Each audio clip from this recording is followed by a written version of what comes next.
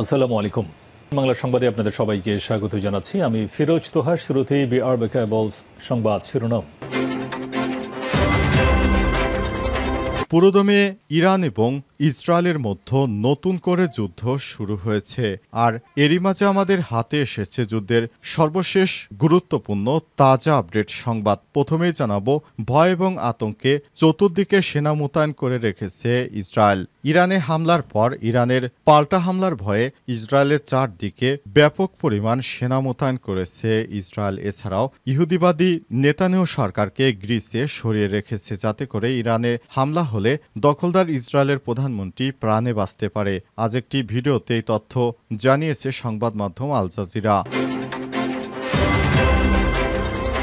এরপর জানাবো, ইরানের তাবরিজ ও শিরাজ শহরে নতুন করে দখলদার ইসরায়েলি বাহিনীর ব্যাপক বিমান হামলা। ইরানের 8টি শহরে আজ ভোরে একযোগে হামলার পর দ্বিতীয় দফায় আবার নতুন করে ইরানের 2টি শহরে ব্যাপক হারে বিমান হামলা চালিয়েছে ইসরায়েলি বাহিনী। কিন্তু দুঃখের বিষয়, ইরানের এয়ার ডিফেন্সগুলি এখনও কোনো সক্রিয় ভূমিকা পালন করতে পারছে না। জানাবো, ইসরায়েলি হামলায় তেহরানে নিহত 78, আহত 329। ইরানি মিডিয়া।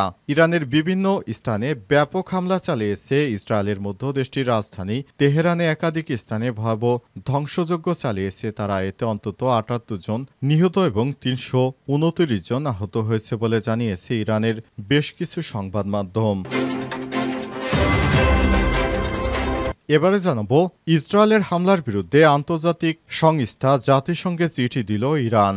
ইসরায়েলের সাম্প্রতিক হামলার বিষয়ে জাতিসংঘের নিরাপত্তা পরিষদে চিঠি পেশ করেছে ইরানের উপপররাষ্ট্রমন্ত্রী আব্বাস আরাগচি। স্থানীয় সময় আজ বিকালে এ বিষয়ে নিরাপত্তা পরিষদে একটি জরুরি বৈঠক অনুষ্ঠিত হওয়ার কথা ছিল।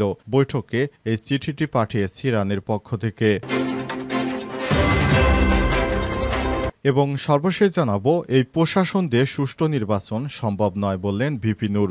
গণ অধিকার পরিষদের কেন্দ্রীয় সভাপতি ডাকসুর সাবেক ভিপি নুরুল হক নূর বলেছেন, বাংলাদেশে যে বর্তমান প্রশাসন রয়েছে, এই প্রশাসন দিয়ে আমরা নির্বাচনকে কোনোভাবেই সুষ্ঠু নির্বাচন হবে বলে মনে করছি না। এই প্রশাসন ব্যর্থ হয়েছে। প্রিয় দর্শক, এতক্ষণ শুনছিলেন সংবাদ শিরোনাম, এবারে বিস্তারিত।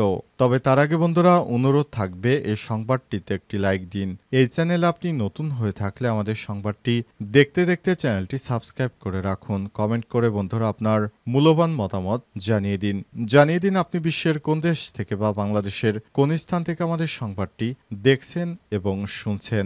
এবারে বিস্তারিত। ভয় এবং আতঙ্কে চতুর্দিকে সেনা মোতায়েন করল ইসরায়েল। ইরানের বেশ কয়েকটি শহরে হামলা করে এবার পাল্টা হামলার ভয় ও আতঙ্কে নিজ দেশের চারপাশে ব্যাপক পরিমাণ সেনাবাহিনী মোতায়েনে ব্যস্ত ইসরায়েল। দেশটির সেনাবাহিনী প্রধান আয়াল জামির টেলিভিশনে এক ভাষণে বলেছেন, তার সেনাবাহিনী 10,000-এর বেশি সেনা মোতায়েন করছে এবং সব সীমান্ত জুড়ে প্রস্তুতি নিচ্ছে। সতর্ক করে তিনি বলেছেন, যে কেউ আমাদের চ্যালেঞ্জ করতে চাইবে তাকে বড় মূল্য দিতে হবে। আয়াল জামির আরও বলেছেন, ইসরায়েলের জনগণকে আমি সম্পূর্ণভাবে সাফল্যের নিশ্চয়তা দিতে পারি না। ইরানি শাসক গোষ্ঠী প্রতিশোধ নিতে আমাদের উপর হামলার চেষ্টা করবে। এই হামলার সম্ভাব্য মূল্য আমাদের আগেই অভিজ্ঞতা থেকে আলাদা হবে। আমরা এই অভিযানের প্রস্তুতি অনেক আগে থেকেই নিচ্ছি। বাস্তব এবং তাৎক্ষণিক হুমকির বিরুদ্ধে প্রস্তুতির জন্য সেনাবাহিনীর সব শাখা ও বিভাগ মিলিয়ে নজিরবিহীন চেষ্টা চালানো হয়েছে বলে জানিয়েছেন তিনি। উল্লেখ্য, ইরান জুড়ে আজ 5টি ধাপে হামলা চালিয়েছে ইসরায়েলি বাহিনী। অজ্ঞাতনামায় একজন ইসরায়েলি সামরিক কর্মকর্তা টাইমস অফ ইসরায়েলকে এই কথা নিশ্চিত করেছে। এই কর্মকর্তারা বলেছেন, শত শত হামলা চালানো হয়েছে এবং অন্তত 8টি স্থানে শহরজুড়ে লক্ষ্যবস্তুতে আঘাত হানা হয়েছে। ইরানের সংবাদ মাধ্যমগুলো বলছে, ইরান জুড়ে 6 থেকে 9টি বিস্ফোরণের শব্দ শোনা গেছে। হামলা হয়েছে আবাসিক ভবনে। ওদিকে ইরানের পারমাণবিক স্থাপনা সহ দেশটির বিভিন্ন স্থানে ইসরায়েলের প্রাণঘাতী হামলার কঠোর জবাব দেওয়ার অঙ্গীকার করেছে তেহরান। এর পরে ইরান জুড়ে ব্যাপক পরিমাণে ইসরায়েলের সেনা মোতায়েন করা হয়েছে। ইরানের তাবরিজ ও শিরাজ শহরে নতুন করে দখলদার ইসরায়েলি বাহিনীর ব্যাপক হামলা। ইরানের ৮টি শহরে আজ ভোরে একযোগে হামলার পর দুপুরে আবার নতুন করে আরেক দফা হামলা চালিয়েছে ইসরায়েল।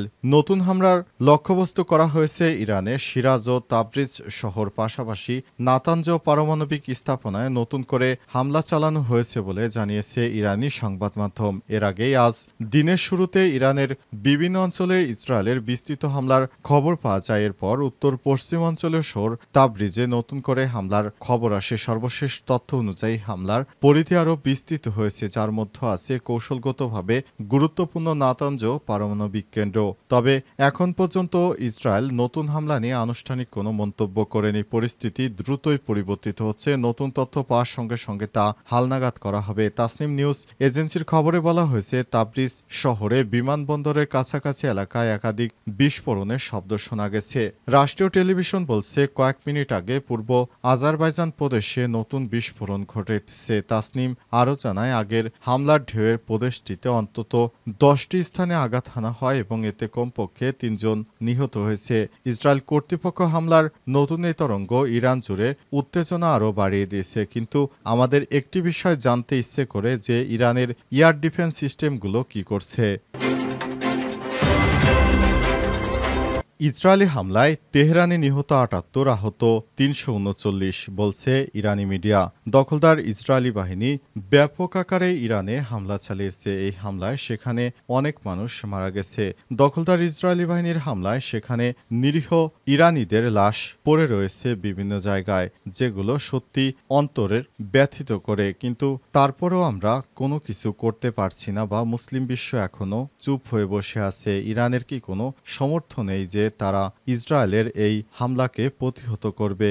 ইসরায়েল একাই কয়েকটি রাষ্ট্রের সঙ্গে যুদ্ধ করছে, তারপরও তারা কিভাবে টিকে আছে? আর মুসলিমদের যে এত অধপতন, সেটি আমাদের বিবেককে নাড়িয়ে দিয়েছে। মুসলিমরা এখনো কিছুই করতে পারেনি। তারা শুধুমাত্র একে অপরের সমালোচনা নিয়ে ব্যস্ত, কিন্তু এইভাবে মুসলিমদেরকে হত্যা করছে। কিন্তু দখলদার ইসরায়েলি বাহিনীর বিরুদ্ধে এখনো কার্যকর কোনো প্রতিরোধ গড়ে তুলতে পারেনি মুসলিম বিশ্ব। এটি সত্যি আমাদের জন্য দুর্ভাগ্য। এই দুর্ভাগ্যকে বহন করে আমরা সামনের দিকে এগিয়ে যাচ্ছি। এটি আমাদের জন্য খুবই খারাপ একটি সংবাদ। তারপরেও আমরা কি আর করার? মুসলিমরা পারছে না, কিন্তু তাদের চাপার জোর কমে না। তারা বিভিন্ন রাষ্ট্রের সঙ্গে হুমকি ধামকি দিচ্ছে, কিন্তু কাজের বেলায় কিছু পারছে না। এটি আমাদের আবারও মুখোশ উন্মেচিত হলো যে মুসলিমরা আসলে কিছু পারে না, কিন্তু কথার ফুলঝুরি দিয়ে তারা সবকিছু অর্জন করতে চায়। ইরানে হামলার পর সেটি দেখা যাচ্ছে। ইরান বারবার হুমকি ধামকি দিচ্ছে, এত প্রক্সি বাহিনী বানিয়েছে, কিন্তু বাস্তবে ইরানের প্রতিরক্ষা ব্যবস্থা খুবই দুর্বল, সেটি প্রমাণিত হয়েছে।